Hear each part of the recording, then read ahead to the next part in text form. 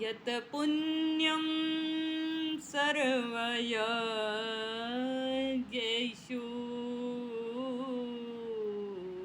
दीक्षया चालवे नरः तत पुण्यं लभते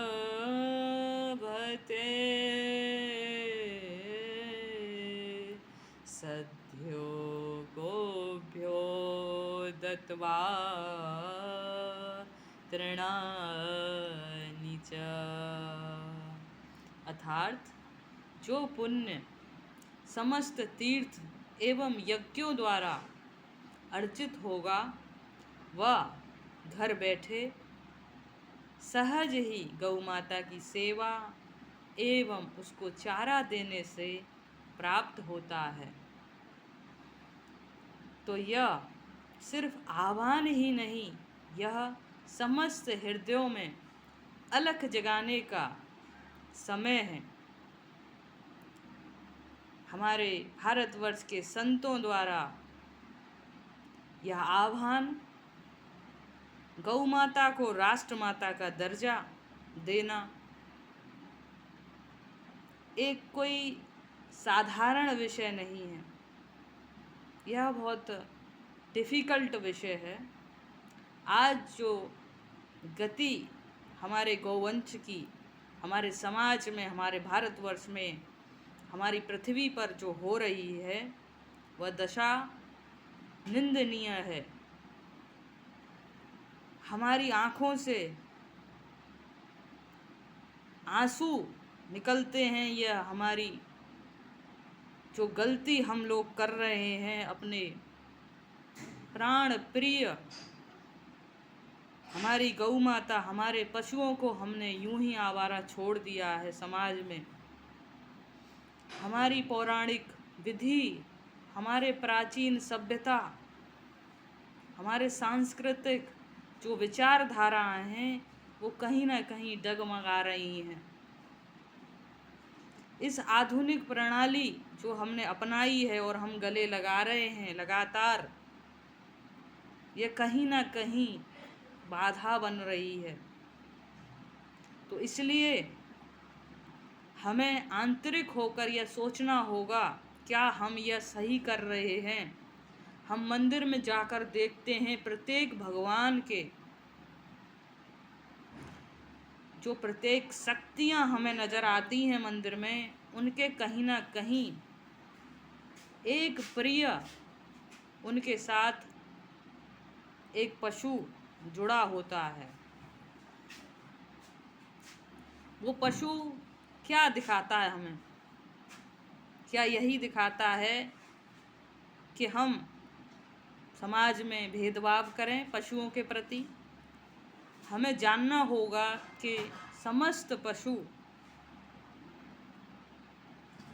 मानव, सारे जीव जंतुओं सब एक ही चेतना स्वरूप से बने हुए हैं।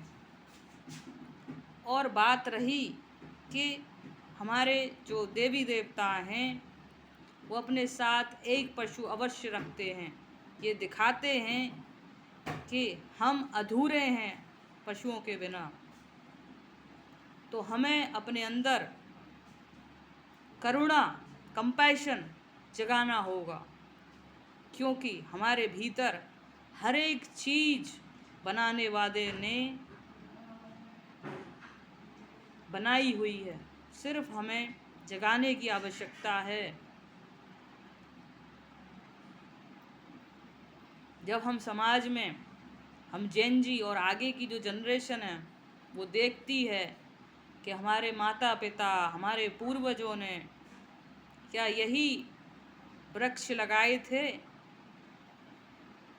क्या यही ज्ञान अर्जित किया था जो आज हमें नज़र आ रहा है समाज में? हमारे जीव जंतु, हमारे गौवंश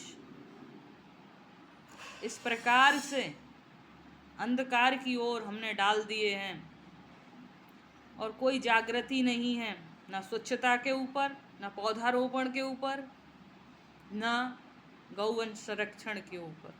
सिर्फ एक दिखावा रह गया है। कुछ देर के लिए ये सब्जेक्ट्स उठते हैं, फिर बाद में आदमी सो जाता है, फिर कोई जागरूकता नहीं रह जाती। तो यह विषय एक परिवार का विषय है। जब हम निस्वार्थ भाव से देखते हैं तो समस्त जीव जंतु, गौवंश, मानव एक परिवार की भांति है। अगर मानव अकेला रहता है, हमें आवश्यकता नहीं होती पशुओं की, तो क्या हम जी पाएंगे इस धरती पर? सोच के देखो, हम कमज़ोर हो जाएंगे इस मॉडर्न टेक्नोलॉजी के चक्कर में। ये टेक्नोलॉजी सिर्फ पैसा दे रही है और उल्टे सीधे खाद्य पदार्थों को एडवर्टाइज़ कर रही है, जो कि हमारे लिए बहुत ज़्यादा हानिकारक हैं। क्या हम बिना दूध, दही, माखन, घी के सरवाइव कर पाएंगे इस धरती पर? क्या हमारी बुद्धि जिस प्रकार से चलनी चाहिए वो चल पाएगी? तो हमें एक शांत वातावरण में अपने दिमाग पर जोर देना होगा कि हमारे संतों द्वारा जो आह्वान हैं वो निरर्थक ना हो। गौ माता, राष्ट्र माता जब ही बन पाएगी जब समस्त हृदयों में यह अलख जागृत होगी गौ माता की सेवा की एवं उसको अपने घर में जगह देने की, उसकी सेवा करने की, उसको खिलाने की, चाहे वह दूध दे या ना दे। हमें अपने जानवरों से, अपनी गौ माता से लगाव होना चाहिए। जिस प्रकार से मनुष्य अपने बच्चों को पैदा करता है और उससे लगाव बनाता है और स्वार्थ की स्थिति समाज के अंदर क्रिएट करता है, यह नहीं होनी चाहिए। हमको स्वार्थ की स्थिति को ख़त्म करना पड़ेगा। जो हमारे पूर्वजों ने हमें सिखाया, श्री राम, श्री कृष्ण ने जो हमें सिखाया, वो हमें अपने जीवन में उतारना होगा।